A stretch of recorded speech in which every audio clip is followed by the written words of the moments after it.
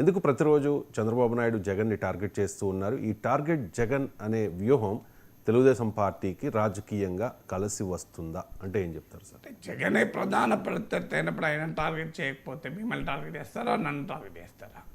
మీరు ఈ చంద్రబాబు నాయుడుకి ఆయనే ప్రధాన ప్రత్యర్థి కనుక ఆయన ఖచ్చితంగా టార్గెట్ చేస్తారు.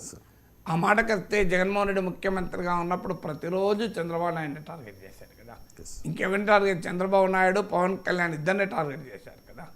సో అందువల్ల ఎవరైనా తమ రాజకీయ ప్రత్యర్థులనే టార్గెట్ చేయడం సహజం. ఇక నెక్స్ట్ క్వశ్చన్ వచ్చేది ఇది రాజకీయంగా ప్రయోజనం అని. ఆంధ్రప్రదేశ్కి వచ్చేవరకు ఏంటంటే నేను నిన్న కూడా చెప్పాను, పబ్లిక్ ఇష్యూస్ పైన ఫైట్ చేస్తాం రెండు పార్టీలకు ఇష్టం లేదు. ఎందుకు ఇష్టం లేదంటే కొన్ని కామన్, మీకు ఉదాహరణకు పోలవరం ఉంది. పోలవరం పైన జగన్ ఏమన్నా అడుగుతాడా చంద్రబాబు నాయుడు?